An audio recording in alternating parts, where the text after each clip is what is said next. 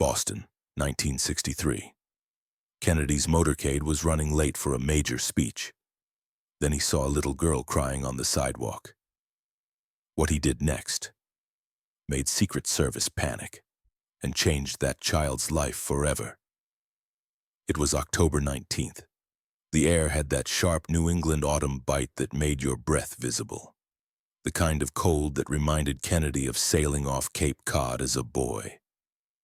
The streets of Boston's South End were lined with people, 3 and 4 deep, waving American flags and homemade signs. The young president, the local boy who'd made it all the way to the White House. John F. Kennedy was coming home to Boston, but the motorcade was running 23 minutes behind schedule. Every stop had eaten away at the timeline. The speech at the Boston Garden was supposed to start at 2 p.m. Major donors were waiting. Party officials were getting nervous. It was already 1:47 and they still had 12 blocks to go.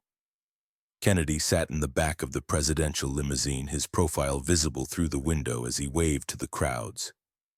His smile was practiced, perfect, but it didn't reach his eyes anymore. Secret Service agents surrounded the car, eyes constantly scanning rooftops and windows. This was October 1963, the height of the Cold War, civil rights tensions exploding. Every public appearance carried risk. In the car, an aide leaned forward nervously. "Mr. President, we really need to pick up speed. Senator Saltonstall is already at the podium stalling." Kennedy nodded absently, but he wasn't really listening. His mind was somewhere else. Since August 7th, since the early morning phone call, since the desperate helicopter ride to Otis Air Force Base, since standing outside that incubator watching through glass as his newborn son fought for every breath. Patrick Bouvier Kennedy, born 5 weeks early, hyaline membrane disease, 39 hours. That's all Patrick got. Kennedy had been president of the United States, and he couldn't do a damn thing except watch his son die. Jackie was still in Hyannisport, recovering. She couldn't face public events yet, and Kennedy didn't blame her. But he was the president. He had duties, so here he was giving speeches, shaking hands, smiling for cameras, playing the role. But something inside him had cracked, maybe broken. The motorcade turned onto Columbus Avenue. The crowds were thinner here. This was a working-class neighborhood, tenement buildings, laundry hanging from fire escapes, kids playing stickball in the street who scattered as the sirens approached. That's when Kennedy saw her. A little girl, maybe 6 years old, standing alone on the sidewalk. Red coat, white tights, dark hair and pigtails, and she was crying. Not the excited tears of someone who'd seen the president. Deep, heaving sobs.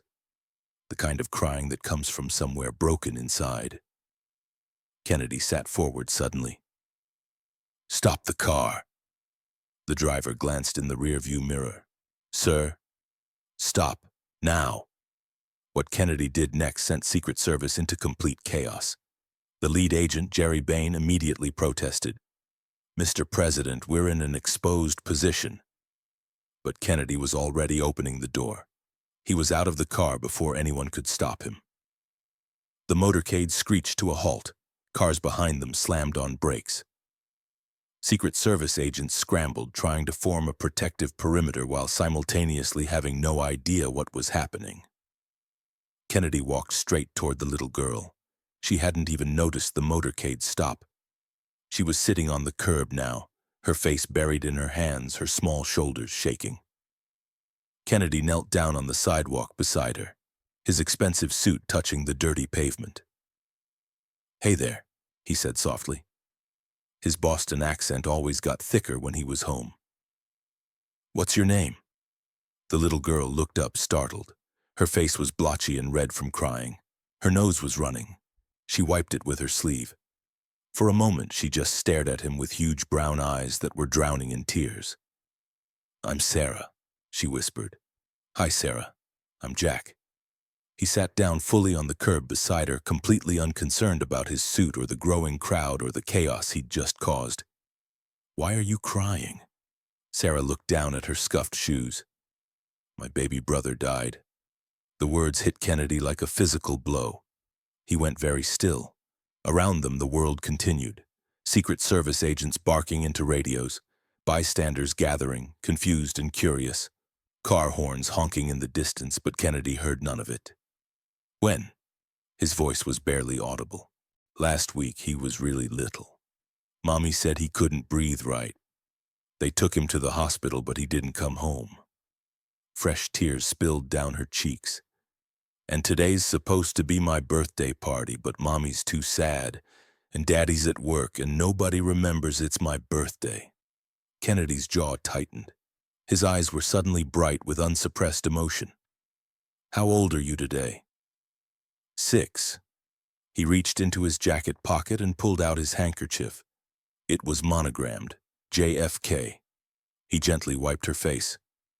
Sarah, I want to tell you something. Something true, something important. Can you listen? She nodded, sniffling. I had a baby boy, too. His name was Patrick. He died in August. He was just 2 days old. Kennedy's voice cracked slightly. And I miss him every single day, so I know. I know exactly how much it hurts, and I know that right now it feels like that hurt will never stop. Sarah's eyes went wide. The president's baby died? Yes. And I'll tell you what I learned. It's okay to be sad. It's okay to cry. You don't have to be brave all the time. Because losing someone you love, even if you only knew them a little while, is real. And it changes you. A tear rolled down Kennedy's cheek. He didn't wipe it away. Around them, people had gone quiet. They were watching this moment unfold. The President of the United States sitting on a dirty curb in a working-class neighborhood, crying with a 6-year-old girl. Does it ever stop hurting? Sarah asked. Kennedy thought about that. He could have lied, could have given her platitudes about time healing all wounds. Instead, he told her the truth. No, but it changes. Right now it's sharp and awful, like something got ripped away, but eventually it becomes softer. It becomes remembering, and remembering can be beautiful even when it's sad. I don't want to forget him. You won't. I promise you won't, because he was your brother. And that matters. That will always matter. But something else was about to happen that would stun everyone watching. Kennedy stood up, offering his hand to help Sarah to her feet. Where do you live? She pointed to a narrow building across the street. Up there, 3rd floor. Is your mother home? Sarah nodded. Kennedy looked at Agent Bain. I'm going up. Sir, we haven't secured... Jerry, I'm going up. The tone was gentle but final. Kennedy took Sarah's hand. Come on. Let's go see your mom. And let's have a birthday party. The walk across the street felt like something out of a dream. The President of the United States holding hands with a crying 6-year-old walking into a rundown tenement building. Secret Service scrambling to keep up. Bystanders standing in shocked silence. They climbed the narrow stairs. The building smelled like cooking cabbage and old paint. Sarah led him to a door with peeling green paint. She knocked. Mommy? The door opened. A woman in her early 30s stood there, still in her bathrobe, her eyes red from crying. She looked exhausted, devastated. When she saw Kennedy standing in her hallway, she nearly fainted. Mrs. Kennedy asked gently. Chen. Mary Chen. Her voice was barely a whisper. Mr. President, may I come in, please? I understand it's Sarah's birthday today.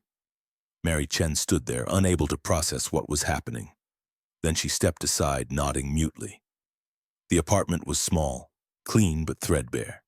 A few toys in the corner. A photograph on the mantel of a baby in a hospital blanket.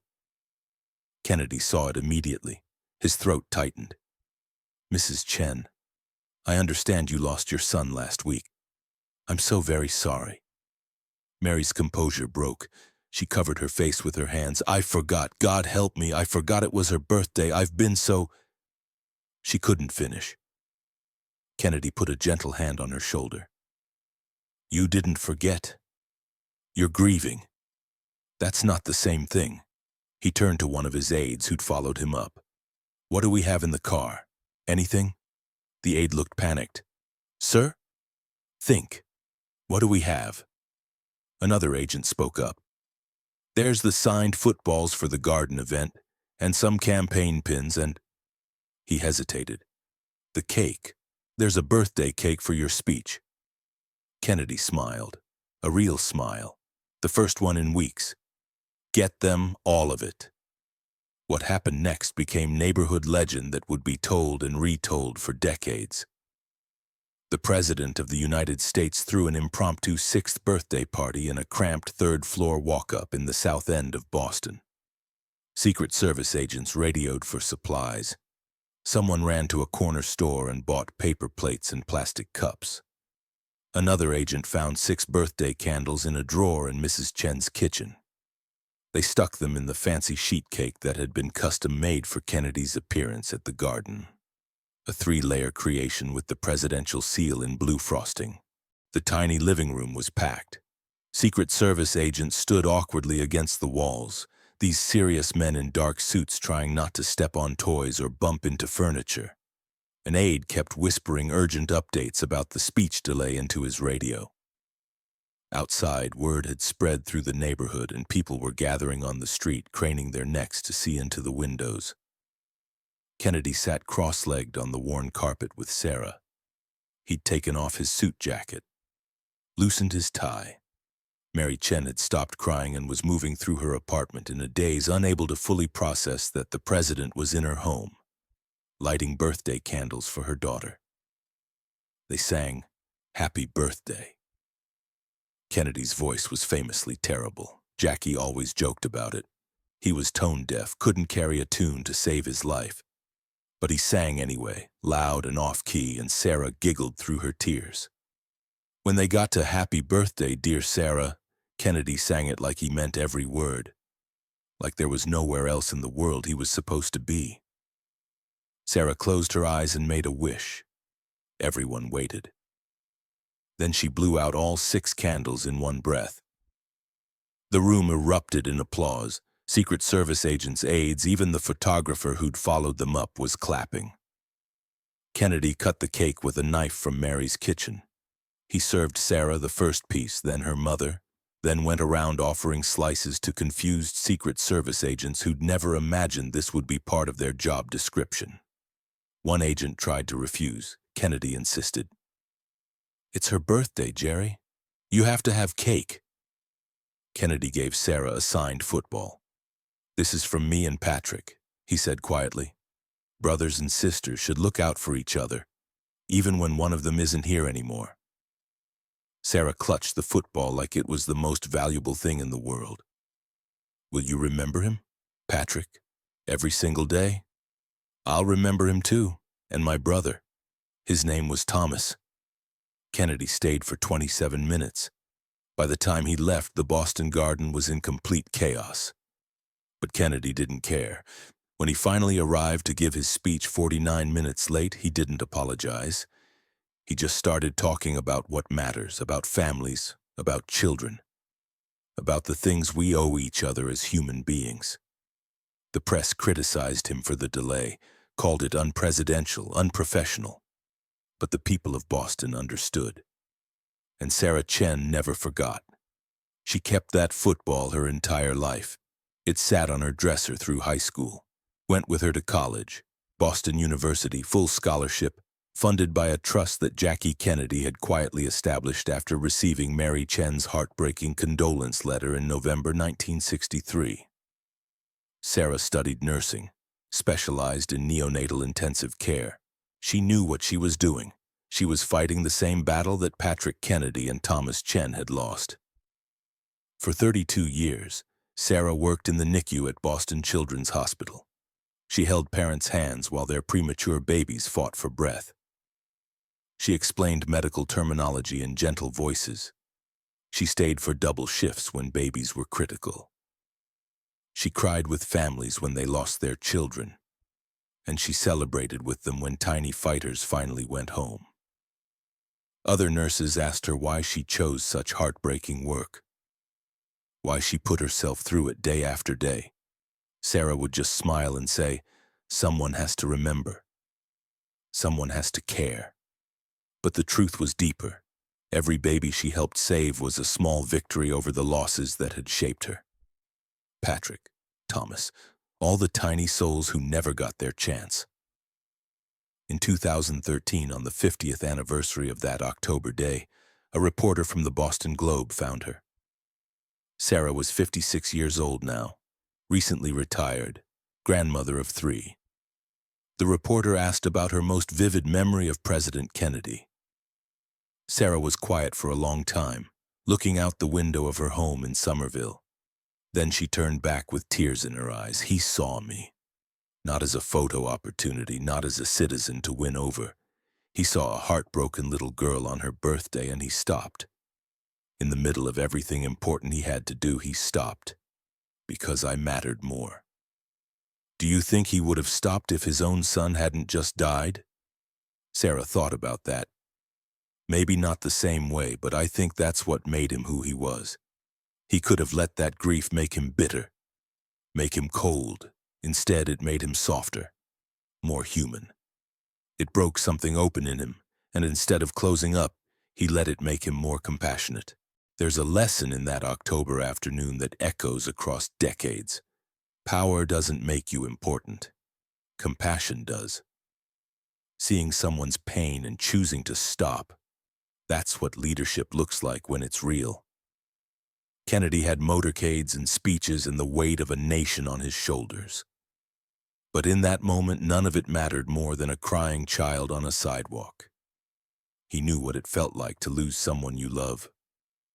To have your heart shattered by a loss so small the world barely noticed. And he chose to sit in that pain with someone else, to say, I see you, I know this hurts, you're not alone. That's not what history books remember. They remember the Cuban Missile Crisis, the space program, the speeches. But Sarah Chen remembers a man who sat on a curb and cried with her, who turned her worst birthday into something beautiful, who taught her that grief shared is grief lightened.